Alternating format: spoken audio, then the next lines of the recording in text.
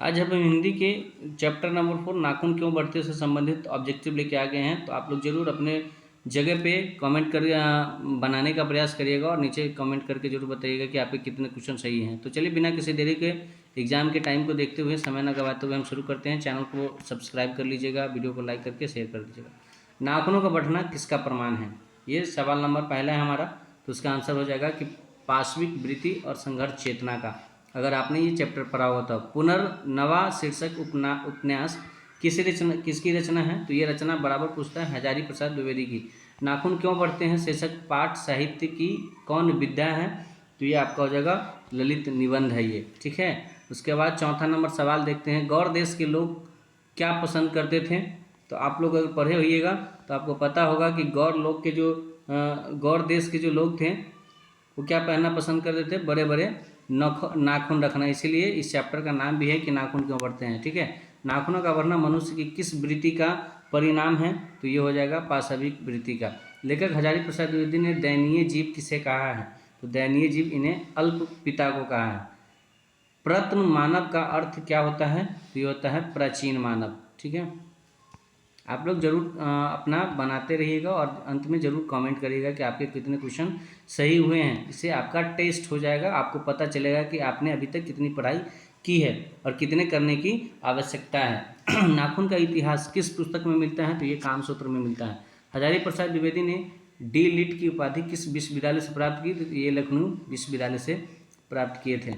10वां number सवाल पर हम चलते हैं। 10वां नंबर सवाल हमारा कहता है कि कहानी में चंद्रकार, त्रिकोण, दंतुल, वर्तालुका आकृतियों का संबंध मानव के किस अंग से है, तो ये नख से है, मतलब नाखून से है। अलक्तक का अर्थ क्या है, तो अलक्तक का अर्थ होता है आलता। द्विवेदी जी को साहित्य अकादमी पुरस्कार किस रचना पर मिला था, तो ये मिला था आलोक पर्व पर। प्राचीन मानव का प्रमुख अस्त्र शस्त्र क्या था, तो ये हो जाएगा ऑप्शन नंबर बी नाखून। नाखूनों का बढ़ना किसका परिणाम है, बार बार क्वेश्चन आ रहा है, मनुष्य की अंध सहजात वृत्ति का।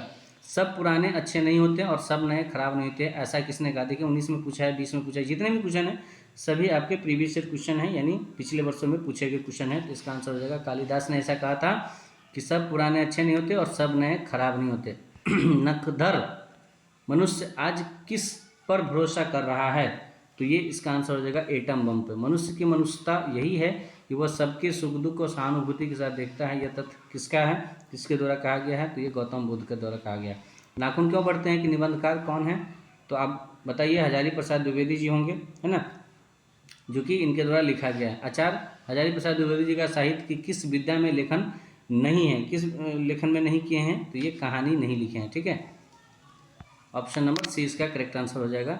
20 पर चलते, कौन सी रचना हजारी प्रसाद द्विवेदी की नहीं है। जो 4 ऑप्शन दिए हैं उसमें से कौन सा नहीं है, तो अशोक के फूल हैं, माटी की मूर्तें नहीं हैं, बाण भट्ट की आत्मकथा और हित्ती साहित्य का आदिकाल, ये सब हैं। 21 में द्विवेदी जी ने निर्लज्ज अपराधी किसे कहा है, तो निर्लज्ज अपराधी कहा है नाखून को। ये इनको कोई लाज शर्म नहीं होता है, जैसा आप ये कहानी पढ़ेंगे। तो कामसूत्र किसकी रचना है, तो कामसूत्र आपकी वात्स्यायन की रचना है। सिक्तक का अर्थ होता है, क्या होता है अर्थ, तो ये मोम होता है, ठीक है। इसके बाद हम 24 नंबर सवाल पर चलते हैं। 24 नंबर सवाल हमारा क्या कहता है, महाभारत क्या है, तो महाभारत क्या है, उपन्यास है, कहानी है, शास्त्र है या पुराण है। तो 24 का आंसर हो जाएगा ऑप्शन नंबर डी, यानी एक पुराण है। हजारी प्रसाद द्विवेदी द्वारा रचित पाठ क्या है ये, तो इसमें तो आपको क्लियर दिख रहा है कि नाखून क्यों बढ़ते हैं, हजारी प्रसाद द्विवेदी द्वारा लिखे गए हैं। ललित निबंध कौन सा है इसमें से, तो ललित निबंध इसमें हो जाएगा नाखून क्यों बढ़ते हैं। जैसा कि हमने अभी बताया था कि ये जो नाखून बढ़ते हैं क्यों बढ़ते हैं, वो लिखाया गया हजारी प्रसाद द्विवेदी जी द्वारा, जो कि एक ललित निबंध है।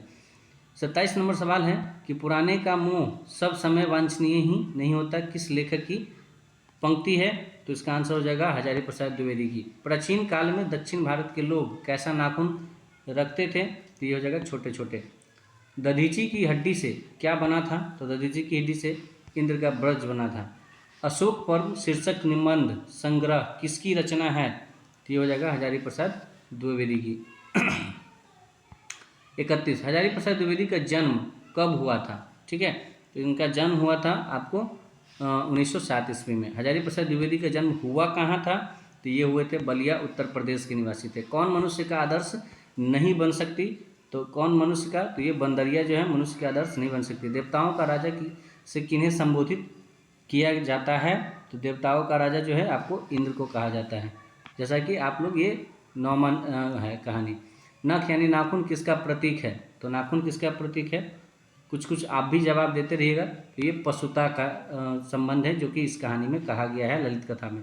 पृथ्वीराज रासो किनका संपादन है, तो ये हो जाएगा हजारी प्रसाद द्विवेदी का। हजारी प्रसाद द्विवेदी को कब पद्म भूषण की उपाधि से सम्मानित किया गया, तो ये हो जाएंगे 1957 ईस्वी में। अशोक के फूल किसकी रचना है, तो अशोक के फूल हैं हजारी प्रसाद द्विवेदी की रचना। ठीक है, 39 नंबर सवाल पर चलते हैं। लेखक के अनुसार मनुष्य के नाखून किसके जीवंत प्रतीक हैं, तो ये बार बार क्वेश्चन आ रहा है, तो इसका आप आंसर जरूर करिएगा। हम 39 नंबर सवाल पे चलते हैं। तो 39 नंबर सवाल का आंसर हो जाएगा ऑप्शन नंबर सी, जैसा कि बार बार इसमें आया है, पांचवी वृत्ति के।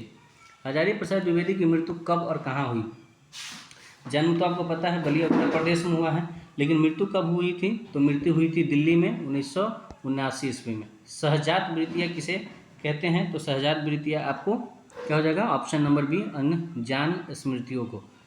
द्विवेदी जी से किसने पूछा था नाखून क्यों बढ़ते हैं, तो 42 का आंसर हो जाएगा ऑप्शन नंबर बी छोटी लड़की ने। उसके बाद नाखून क्यों बढ़ते हैं पाठ में बूढ़े ने सबसे बड़ी चीज़ किसको माना है, तो प्रेम को माना है। किस देश के लोग बड़े बड़े नख पसंद करते हैं, तो ये गौर देश के लोग जो हैं बड़े बड़े नख पसंद करते हैं। उसके बाद अगला सवाल है 45 नंबर कि पुराने का मोह सब समय वांछनीय ही नहीं होता। जैसा कि आप देख रहे हैं इससे पहले भी ये क्वेश्चन था, तो इसका किस कहानी से है, तो ये नाखून क्यों बढ़ते हैं।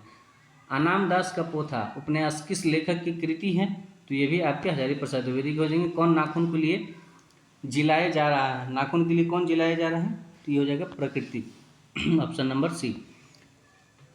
अनाम दास का पोथा साहित्य की किस विद्या की रचना है, ठीक है, तो इसका आंसर हो जाएगा उपन्यास की। असुरों के पास क्या नहीं थी, तो आपको पता है कि असुरों के पास लोहे के अस्त्र नहीं थे। कालिदास की लालित्य योजना किनकी रचना है, तो ये हो जाएगा हजारी प्रसाद द्विवेदी की। गौतम बुद्ध ने कहा था कि मनुष्य की मनुष्यता है क्या, ये चार ऑप्शन दिए हुए हैं, तो आप जरूर पढ़ के बताइएगा कि सभी के दुख सुख को सहानुभूति के साथ देखना, ये गौतम बुद्ध ने कहा था। नगधर मनुष्य अब क्या लेकर आगे की ओर चल रहा है, ये किस बात से आई थी, तो इसका आंसर हो जाएगा एटम बम के लिए कहा गया था। मनुष्य किसको नहीं बढ़ने देगा, तो मनुष्य नाखून को नहीं बढ़ने देगा। तो ये रहे आपके नाखून क्यों बढ़ते हैं 53 क्वेश्चन जो आपके एग्जामिनेशन में बार बार आते हैं। ठीक है, आपको कमेंट करके बताना है कि इसमें से आपने कितने क्वेश्चन ऐसे थे जिसको आपने सही किया, तो कितने बट्टा कितना इसमें आपका खुद का मार्क्स आया है और कितना आपको मेहनत करने की आवश्यकता है। तो चलिए इसी आशा और विश्वास के साथ कि आपकी प्रिपरेशन अच्छे से हो रही होगी। बाकी आपका और कोई सजेशन हो इस वीडियो के बारे में तो आप ज़रूर दीजिएगा। आपको कौन से टॉपिक पे वीडियो चाहिए ऑब्जेक्टिव का, तो इस पर हम बनाने का प्रयास करेंगे। मिलते हैं नेक्स्ट वीडियो में, तब तक के लिए आप स्वस्थ रहिए, मस्त रहिए और अपने पढ़ाई में व्यस्त रहिए। Thank you so much. जय